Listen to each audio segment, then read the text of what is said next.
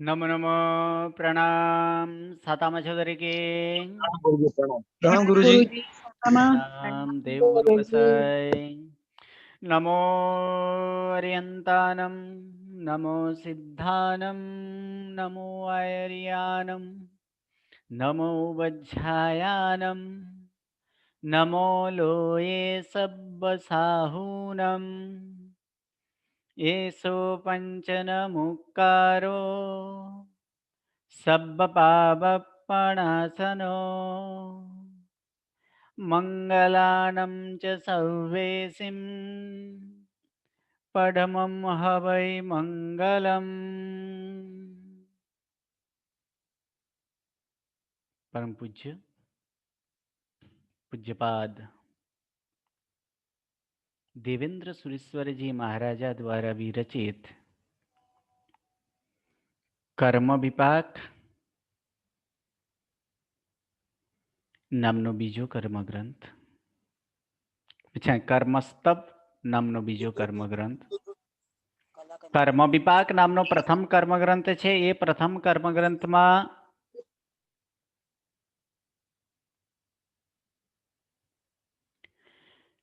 कर्म बंधना स्वरूप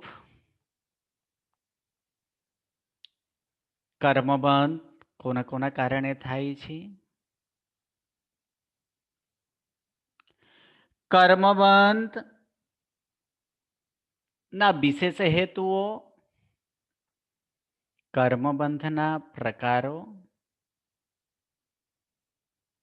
ए छे आगळ बीजा कर्मग्रंथ में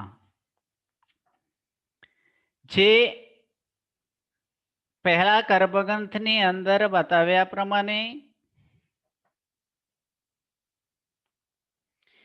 कि प्रकृति बंध प्रकृति आधारे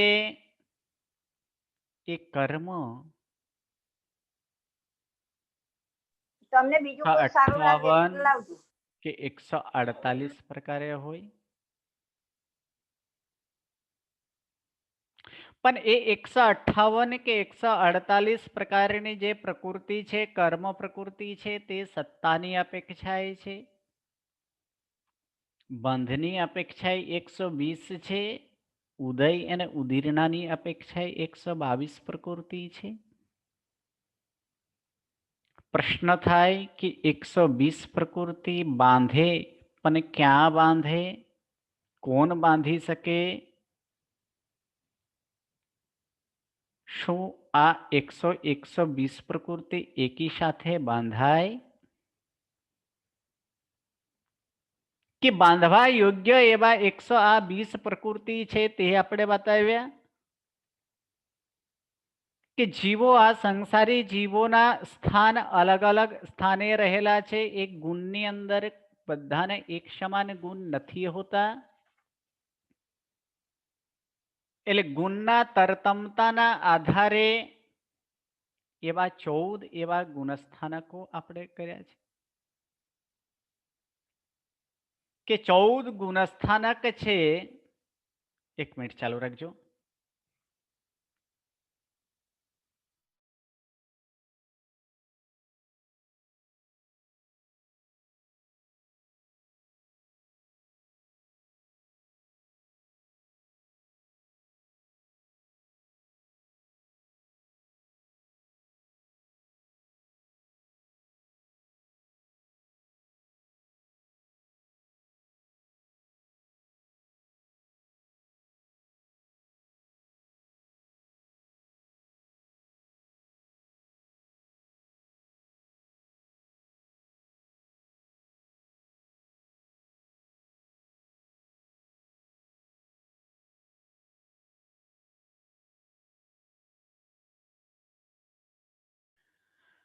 તો અહીં ગુણસ્થાનક ગુણોની જે તરતમતા વાળું જીવોનું જે સ્થાન તે ગુણસ્થાનક તરીકે કહેવાય.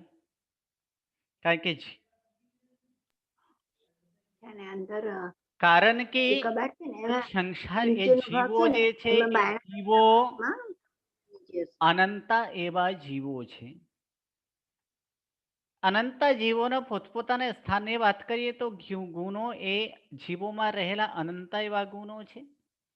છતાં સંસારી જીવોની અંદર કોઈ એવા તરતમતા કોઈ એવા સમાનતા આદિના કારણે એક ગુણસ્થાનક 14 પાડવામાં આવ્યું છે.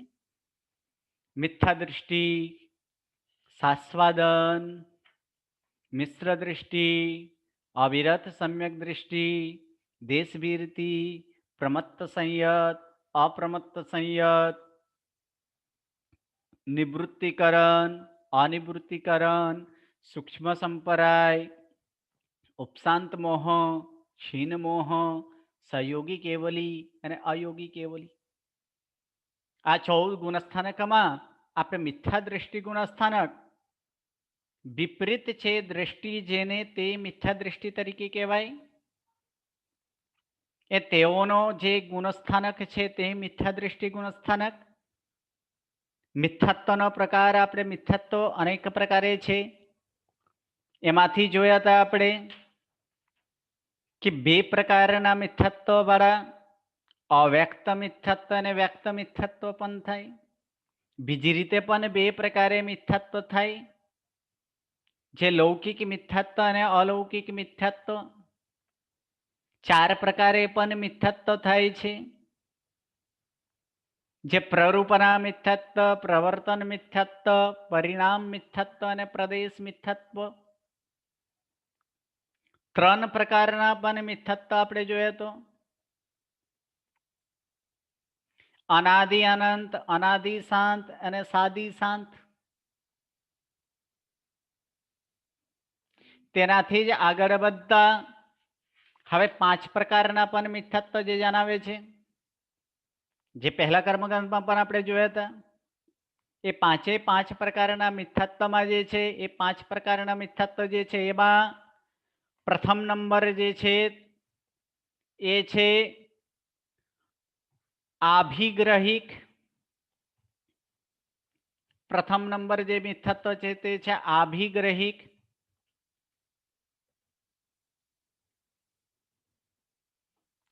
સેકન્ડ નંબર જે છે તે અનાભિગ્રહિક.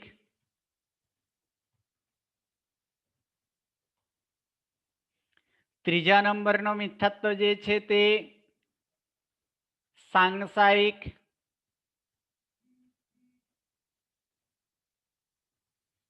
ચોથા નંબરનો જે મિથ્યાત્વ છે તે આભિનિવેશિક.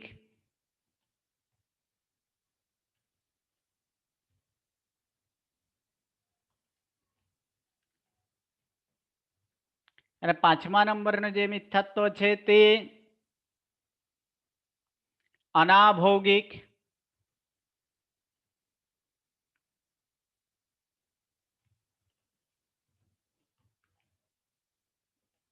આ પ્રમાણે પણ આ મિથ્યાત્વના 5 પ્રકાર પણ થાય. આભિગ્રહિક, અનાભિગ્રહિક, સાંસાયિક,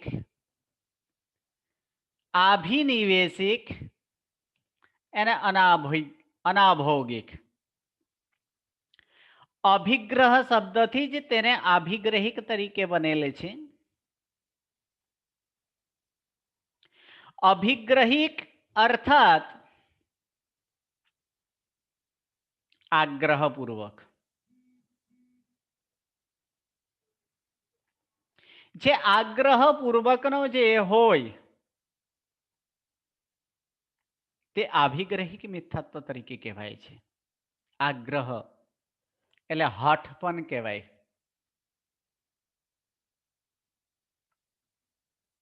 એવા મિથ્યાત્વ. સર અવાજ નથી આવતો બરાબર. હેલો, બીજા બધાને આવે છે? હા ગુરુજી આવે છે. હા સર આવે છે. ઓકે, તમારે પોતાનો નેટ ચેક કરજો. આભિગ્રહિક જે છે આ અભિગ્રહ એટલે થાય એની અંદર હઠ થાય. હઠ એક આગ્રહપૂર્વક. એટલે આગ્રહ પૂર્વક નહીં જે મિથ્યાત્વ તે આભિગ્રહિક મિથ્યાત્વ તરીકે કહેવાય છે. આગ્રહ પૂર્વક એટલે પોતે જે માનેલું હોય તે જ સાચું એમ માની લેવું તે આભિગ્રહિક મિથ્યાત્વ તરીકે કહેવાય છે.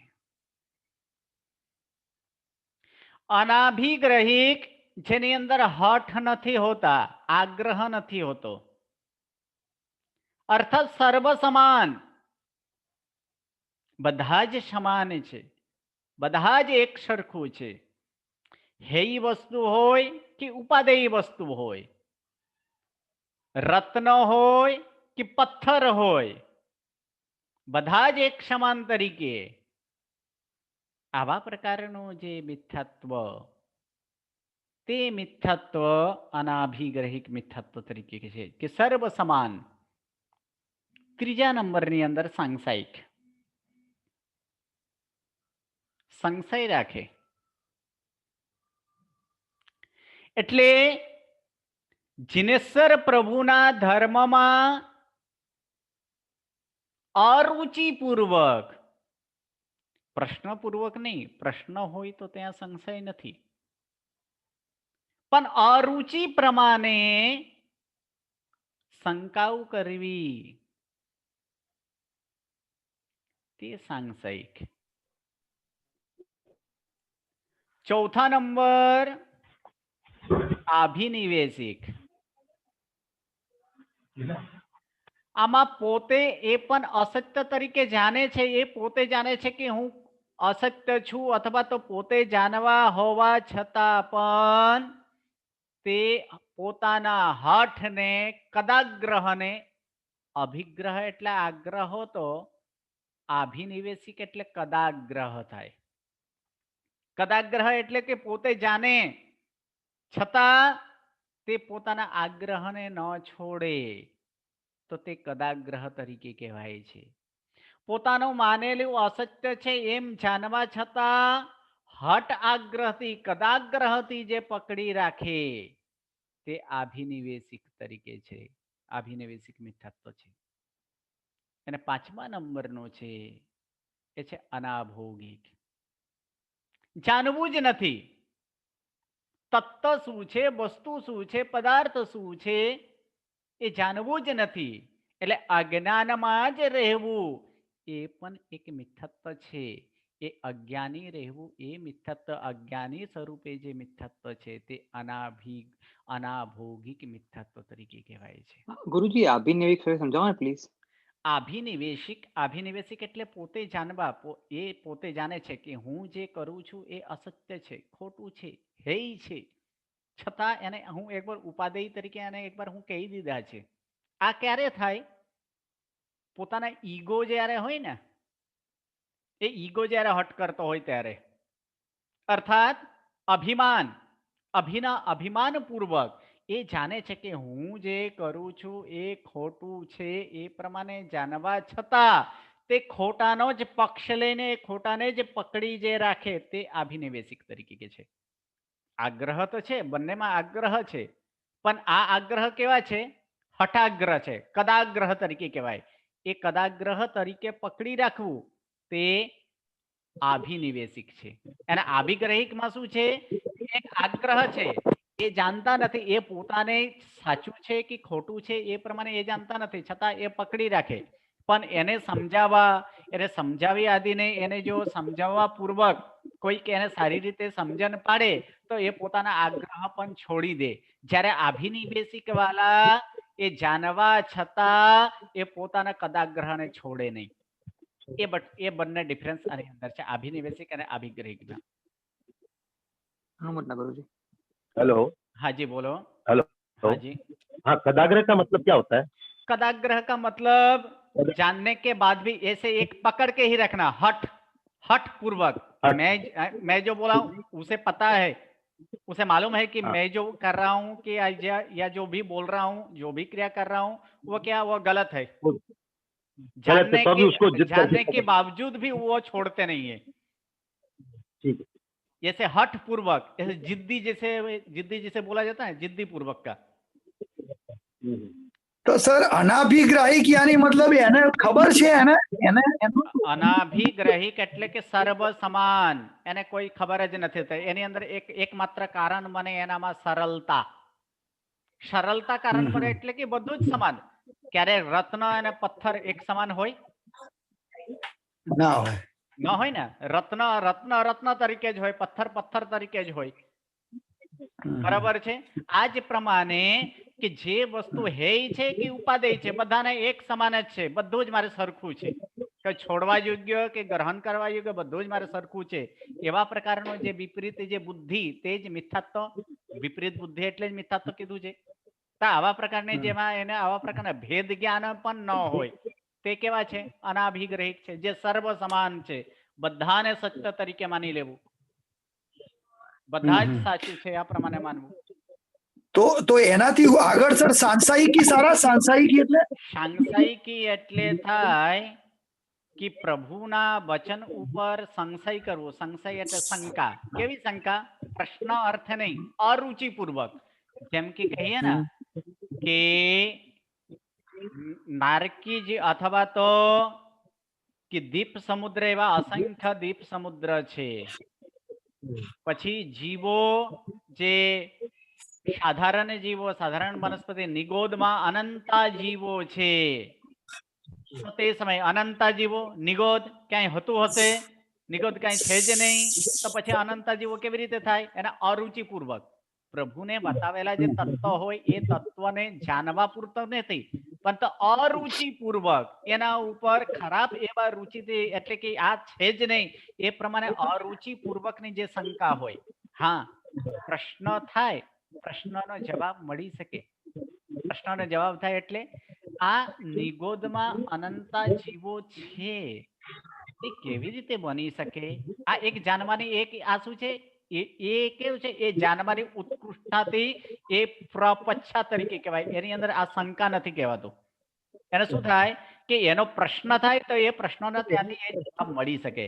પરંતુ જે અરુચિ પૂર્વક, એટલે અરુચિ પૂર્વક જે જાણે, અરુચિ એટલે કે આ હોય જ નહીં, આવો પ્રકારે એ ભગવાનના ઉપર શંકા કરે, તે સંશય. અભિનિવેશ એટલે તમે કીધું અભિનિવેશિક એટલે હઠાગ્રહ, હઠ પૂર્વક, કદાગ્રહ, પકડી રાખે. પોતે જાણે છે કે હું ખોટું કરું છું અથવા ખોટું બોલું છું, છતાં એ પોતાને ખોટાને અસત્યને છોડે નહીં, તે અભિનિવેશિક. ઓકે, હાજી મેઘલબેન. પ્રણામ ગુરુજી. પ્રણામ. ગુરુજી, આપણે આ મિથ્યાત્વના પ્રકારો જોયા. હમ તો હવે આપણે જ્યારે વિચારતા હોઈએ તો આપણે પણ મિથ્યાત્વી જીવો જ છે. અને પર્સનલી મારો એક્સપિરિયન્સ જરાક મને જાણવું હતું કે કે આપણે આ બધામાં પણ ફરિયાદ કરતા હોય ને કોઈક વાર આપણને શંકા પણ થઈ જાય, આપણે શ્રદ્ધા પણ હોય, કોઈક વાર બહુ હવે, કોઈક વાર બધું સાચું માને કરવું, અને કોઈક વાર એવું લાગે કે આ દુનિયા છે ને એ દુનિયા છે, એવું થાય. તો આપણે આવી રીતે ઉપર નીચે આપણા મિથ્યાત્વના લેવલ્સ ચેન્જ થયા કરતા હોય. હા, એનો જે છે એનો પરિવર્તન થયા પણ કરે. એટલા માટે જ એ જે ગુણસ્થાનક છે ને, કોઈ પણ એક જ સ્થાનમાં નહીં રહે ને. કોઈ મિથ્યાત્વ હોય, કેમ કે મિથ્યાત્વના આગળ આપણે 3 ભેદ જોયા ને. અનાદિ શાંત વાળા જે છે, અનાદિ શાંત નો શું જોયો તો? અનાદિ કાળથી મિથ્યાત્વમાં છે, શાંત થશે. એટલે કે શું થાય? એનો શાંત ક્યારે થાય? આગળ એનો એવા પ્રકારના ભાવ બદલાયા તો થાય ને. અને જો આવા પ્રકારના ન માનીએ તો પછી જીવનો ક્યારે મોક્ષ થાય જ નહીં. થઈ શકે મોક્ષ? મિથ્યાત્વથી જે બહાર નહીં નીકળી શકે તો પછી જીવનો મોક્ષ કેવી રીતે થશે? એટલે કે આવા પ્રકારનો એ થયા જ કરે છે, એ થતા જ હોય. તો એની અંદર પણ કીધું છે કે અહીં આવા પ્રકારના મિથ્યાત્વ જે આદિ છે એ મિથ્યાત્વના ભેદ છે.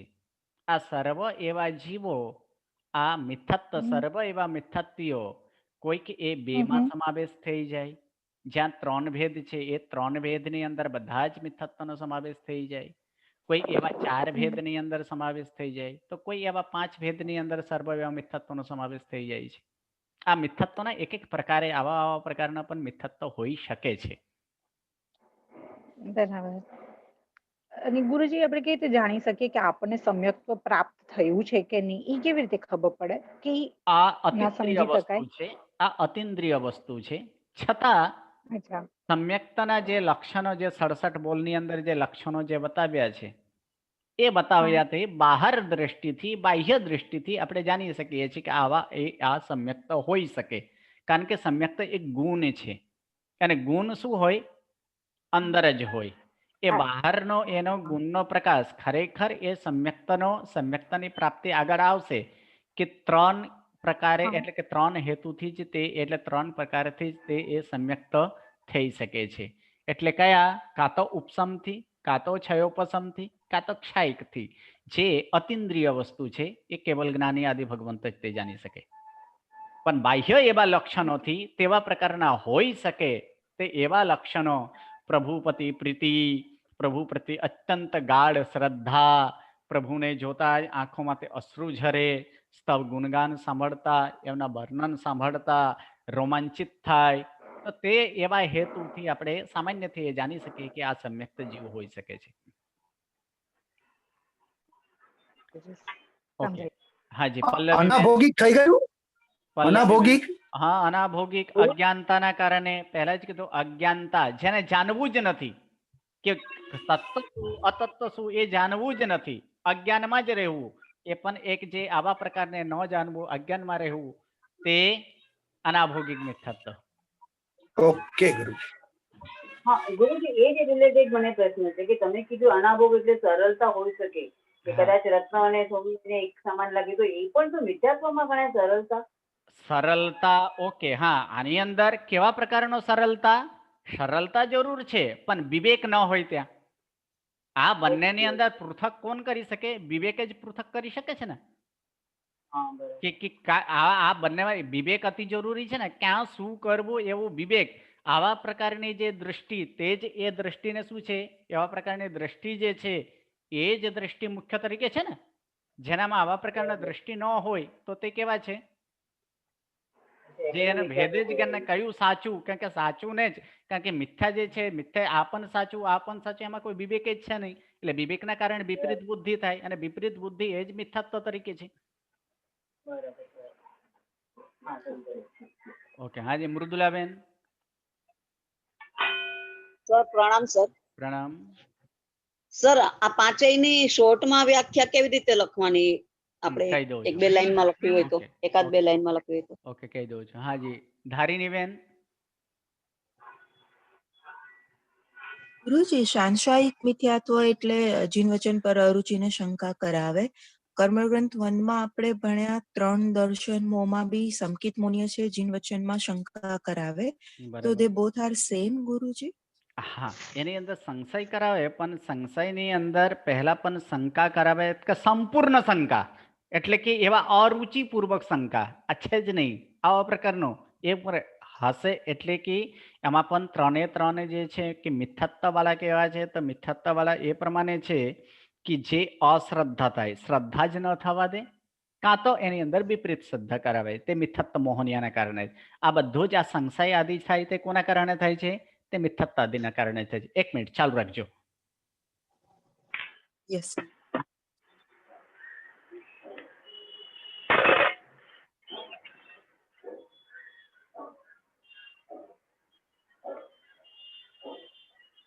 ગુરુજી જયારે બોલે છે ને ત્યારે જ આપણે એક એક લાઈન લખી લેવાની. એના બોલે છે આના ધીરે ધીરે બોલે ત્યારે જ આપણે એક એક લાઈન લખી લેવાની. અભિનિવેશી, અભિપ્રાય, એ ધીરે ધીરે જ બોલે.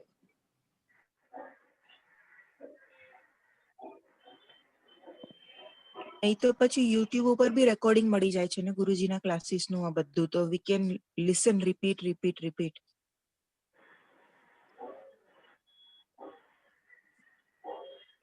પ્રણામ. જે પ્રશ્ન પૂછે છે એ અનમ્યુટ રાખો એ બરોબર છે, પણ બાકી બધા તો મ્યુટ રાખો ને પ્લીઝ. 3-4 જણાનો અનમ્યુટ છે, વચ્ચે વચ્ચે અવાજ આવ્યા કરે પછી એ લોકોની. મિચ્છામી દુક્કડમ ખોટું લાગ્યું હોય તો પણ ડિસ્ટર્બ થાય એટલે કહું છું. હાજી હાજી, નો પ્રોબ્લેમ.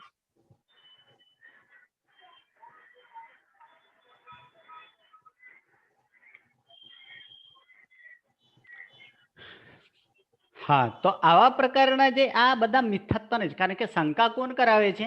મિથ્યાત્વ જ કરાવે છે ને. એટલે કે આ બધા જ એ મિથ્યાત્વના જ એ બધો એ પ્રકારો છે. એટલે થોડી ઘણી સિમિલારિટી સમજવાની સાહેબ.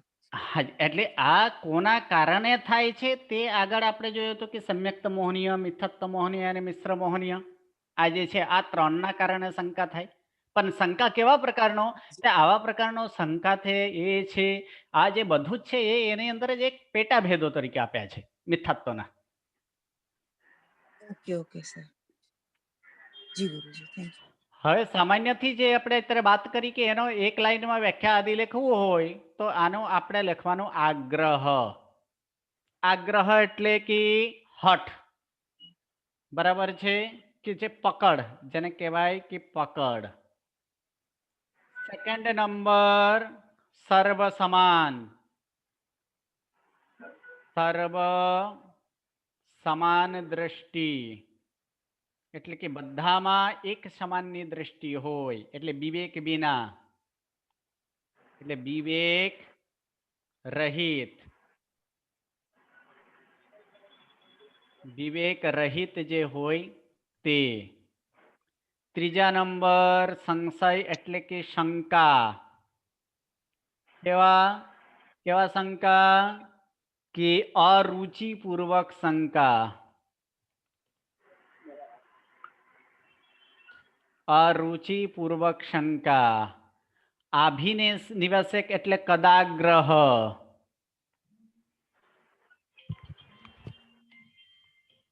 હેલો, અરે ક્લાસ છે એટલે 11 વિશે પતશે એટલે બચ્ચો સારું શું હતું?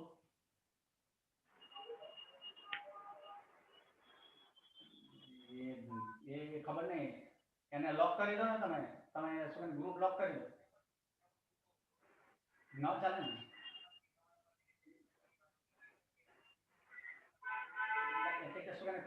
એટલે કે કોણ મૂકે છે? મારે એની અંદર ઝરણાબેન કરીને કોઈ એની અંદર દેખાય છે. તો પછી શું કહે એની અંદર ઉડાવી દો. તમે તો એડમિન છો ને.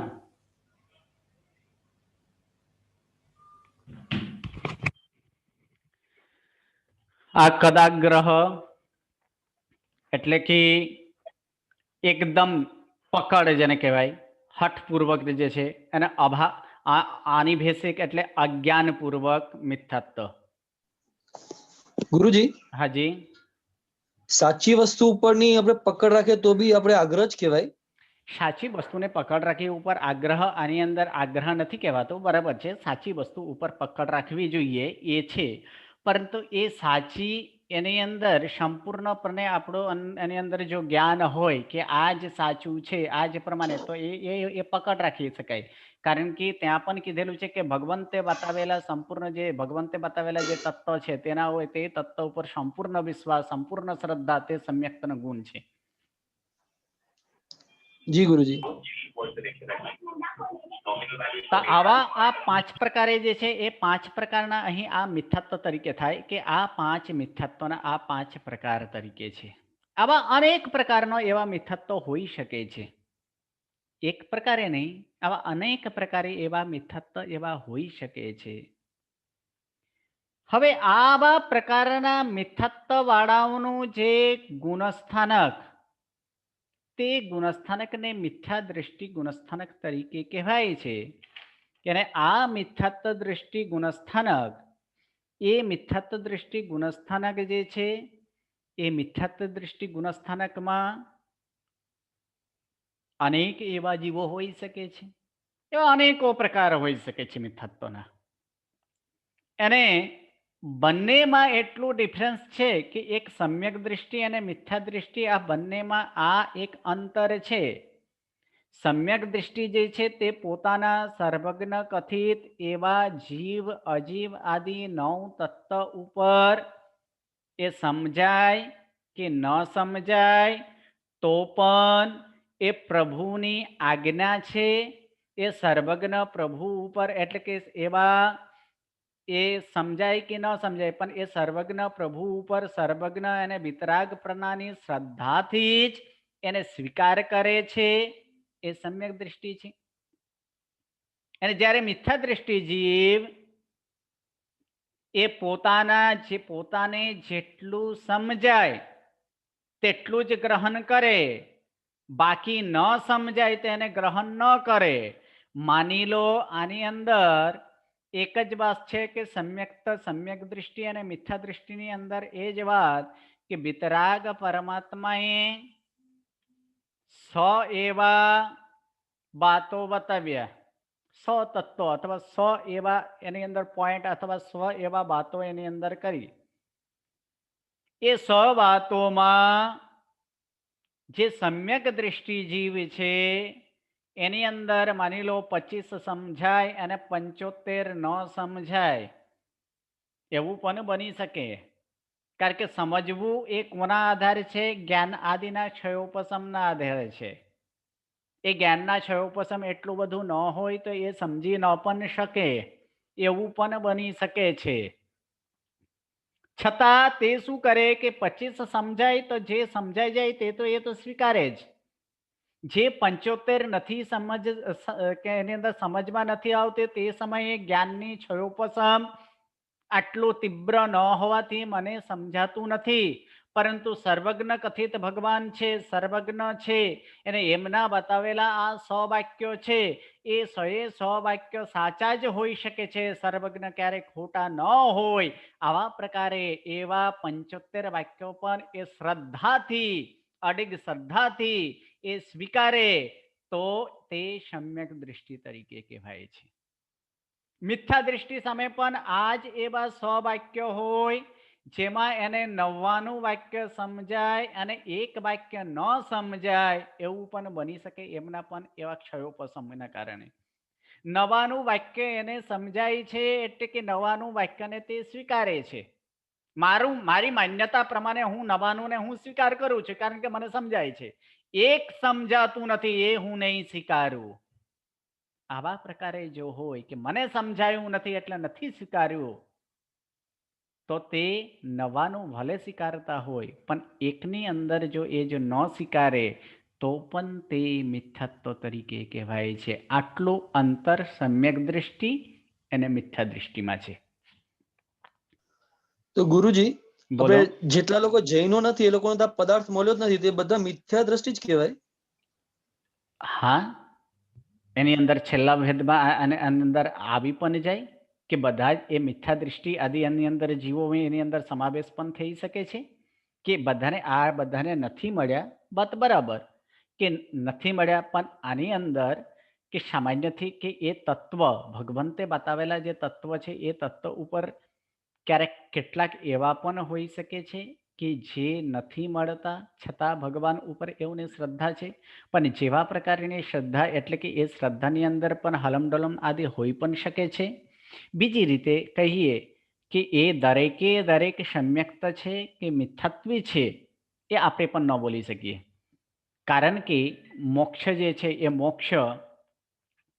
મોક્ષ જે થયેલા છે કે મોક્ષના જે 15 ભેદ, નિર્વાણના 15 ભેદ જે છે એ 15 પ્રકારની અંદર અન્ય લિંગ વાળાને પણ મોક્ષ થાય છે. અન્ય લિંગ એટલે સમજે ને તમે? અન્ય લિંગ એટલે શું? 3 લિંગ જે છે. નોન જૈન છે તે. હા, એવા જે સાધુ સંન્યાસી વગેરે જે હોય ને, બલકલચરી વગેરે આદિ છે, તેઓને પણ મોક્ષ સંભવે છે. ક્યારે સંભવે? રાગ દ્વેષ જાય તો. હા, આની અંદર આપણે એમાં રાગ દ્વેષ આદિ જાય એટલે કે આવા મિથ્યાત્વ જાય તો સમ્યકતા આવે ને. એટલે કે એમાં પણ મુખ્ય આગળની ભેદ છે. હા, આની અંદર બધા જ આવા પ્રકારના હોય એવું કોઈ આપણે જાણી નથી શકતા, એ અતિન્દ્રિયનો વિષય છે. છતાં આપણે આ સામાન્ય દ્રષ્ટિથી કેટલાક એવા પણ છે, આપણે નોન જૈનની વાત છોડો તો આપણે જૈનોમાં પણ એવા પણ છે કે દરેક એવા જૈનો એવા તત્વ ભગવાનના તત્વને માને છે? ના ગુરુજી, નથી માનતા ને? તો પછી જૈનોમાં પણ આવા પ્રકારના હા એને નથી મળતા, ક્યારેક એને એવા પ્રકારના એને આ પહેલા ભેદમાં પણ આવી જાય કે પોતાને એ જ્ઞાન નથી, જેના કારણે એ આગ્રહપૂર્વક તેને પકડેલા હોય, પરંતુ તેને સમજાવવામાં આવે તો તે પોતાના આગ્રહને છોડી દે, તો તે સમય પાછા એ સમ્યક્તામાં પણ આવી શકે છે, એવું પણ બની શકે છે. જી ગુરુજી. હવે સર હા બોલો સર બોલો. તો એ પણ મિથ્યાત્વી જ કહેવાય. જૈનો પણ ન માનતા હોય જે વસ્તુને, એ બધા મિથ્યાત્વી જ કહેવાય ને. હોઈ શકે છે. હા પણ ગુરુજી હા નોન જૈન હોય અને એના ધર્મમાં પૂર્ણ શ્રદ્ધા રાખીને માનતા હોય તો એને શું ગણવાનું? ઓકે, આપણે આની અંદર કોઈ પણ આપણે ધર્મની અંદર આપણે જૈન એટલે શું, જૈનોની પહેલા વ્યાખ્યાને આપણે એ જ સમજી લઈએ. જૈન એટલે શું? જીનને જીનેશ્વર માનવું. ભગવંતના બતાવેલા જે ધર્મને માનવું અથવા સ્વીકારવું તે માનવું. જૈન તરીકે છે ને. તો જીનેશ્વર ભગવંતની ધર્મની અંદર કોઈને પણ પકડીને ધર્મ આચરાતો નથી. કોઈકને આ જ મારે સાચું છે એ પ્રમાણે તો કહેવાતું નથી. આપણે અંદર પણ ધર્મની અંદર કહે છે કે કોઈ પણની અંદર પરીક્ષા અતિ જરૂરી છે. તે પ્રમાણે પણ તમે ધર્મની પરીક્ષા કરી લો. ધર્મની પરીક્ષા કર્યા પછી જો એ પરીક્ષાની પાસ થાય, જો એ તમને એ લાગે કે આ પરીક્ષા આ જ સાચું છે, તો જ તે તમારે તે ધર્મને સ્વીકારવાનો હોય. એમાં પણ જેમ કે સોનાની વેપારી હોય, સોનાની વેપારી કે આમ સોનાને તે માની લે કે સોનાની પણ પરીક્ષા કરાય. સોનાની આદિ પરીક્ષા કરાય ને એ પ્રમાણે એ જ પરીક્ષાથી પણ ધર્મ પણ આવા પ્રકારના જે છે કે આ જ ધર્મ એવા પ્રકારના અનેક પ્રકારના એ છે, એવા દ્રષ્ટાંતો, ચર્ચા, વિચારણા આદિ જે છે તેઓ પણ જોવા મળે છે. એ જોયા પછી જ આપણે કોઈકને આપણે કોઈ એવું તો કોઈ કોમ નથી કે આ જ જૈન છે, આ જ એ છે. જીનેશ્વર ભગવાનના જે પણ ધર્મને માને તે બધા જ જૈન તરીકે કહેવાય. એ બરાબર છે. એ જે પોતાના ધર્મમાં માનીને એને સમજવા મળે. હા, આની અંદર જો એની અંદર પોતાના ધર્મની અંદર માન્યતા, એ પોતપોતાની અંદર ધર્મની માન્યતા રાખે, જો આ પ્રમાણે મારે કે મારું જ ધર્મ સાચું, બીજા બધાના ખોટું, તો પછી શું થઈ જાય? પહેલા મિથ્યાત્વ અને ભેદની અંદર આવી જાય.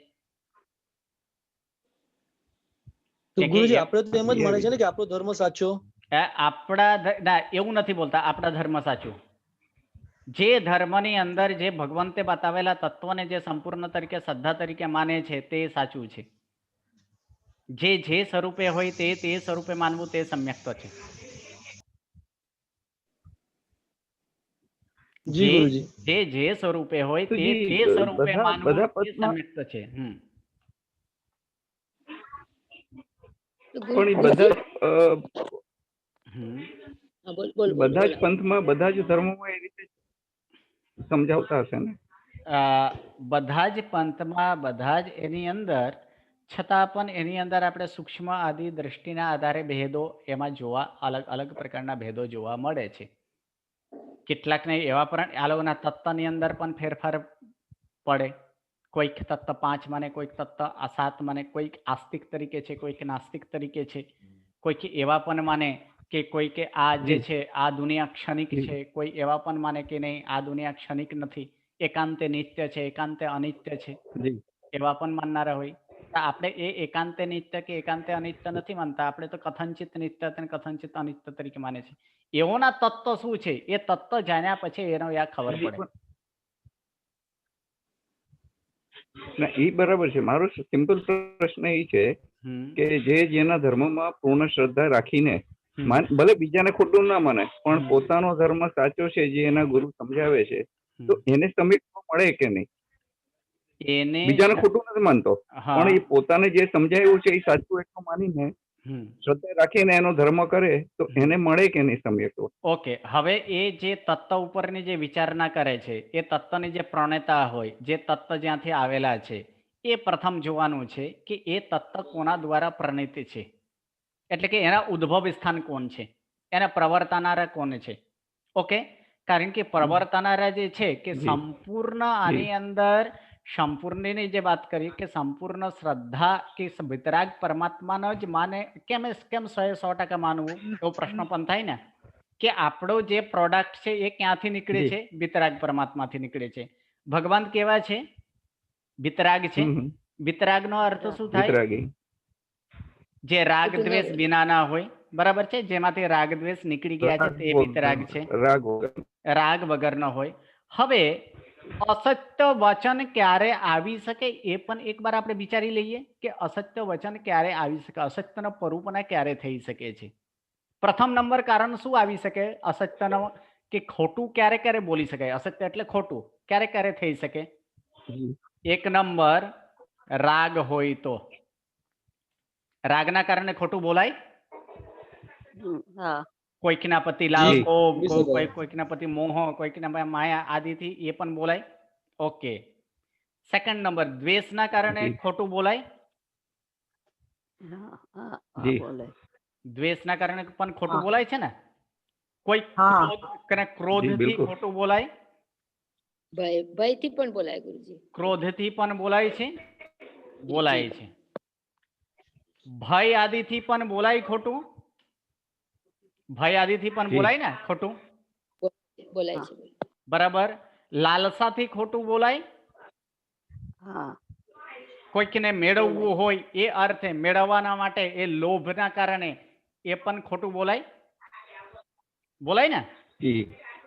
પછી બીજું એની અંદર અજ્ઞાનતાના કારણે ખોટું બોલાય.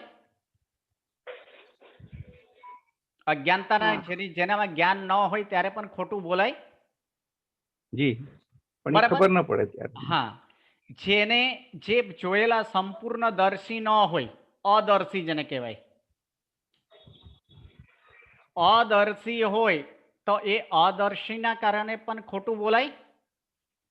જે જોયેલા ન જી. હોય આમાં એ કહી દે તો પણ ખોટું બોલાય ને. હવે ભગવાનમાં આ બધા આપણે જે એની અંદર પ્રણેતા છે એ પ્રણેતાની અંદર પ્રથમ નંબર, શું આ સંપૂર્ણ જ્ઞાની છે?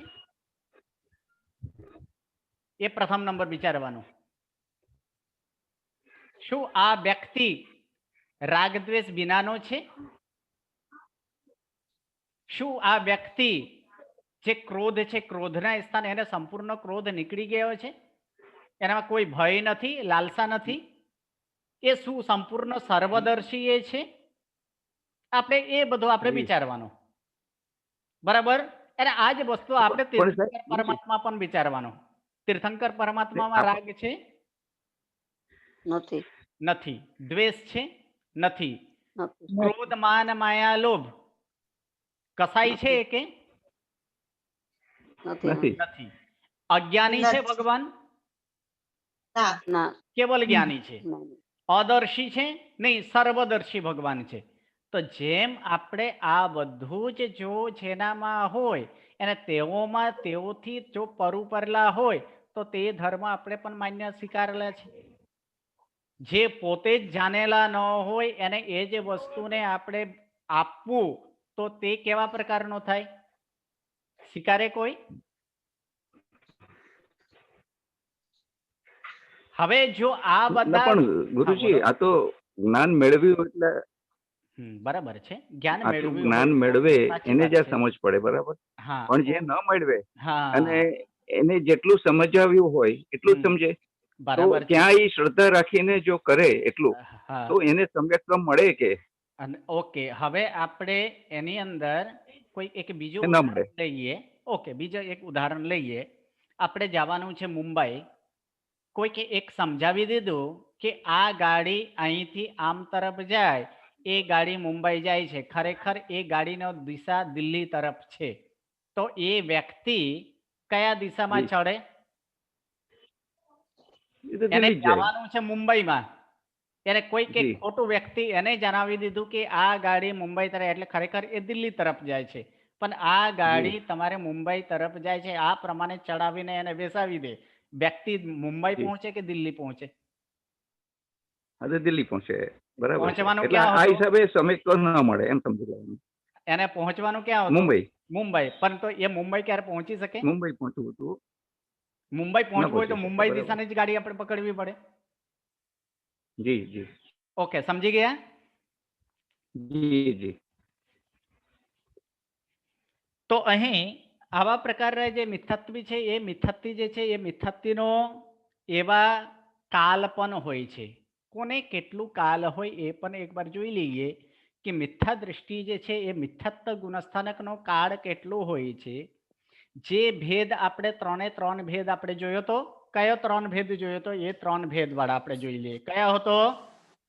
યાદ ગુરુજી. છે? હાજી બોલો. અનાદિ શાંત 10:40 થઈ છે. હા, પૂરું થાય છે. અનાદિ અનંત પહેલા, અનાદિ અનંત. સેકન્ડ નંબર અનાદિ શાંત. ઓકે, અનાદિ શાંત. ત્રીજા સાદી નંબર અનંત. સાદી શાંત. સાદી શાંત.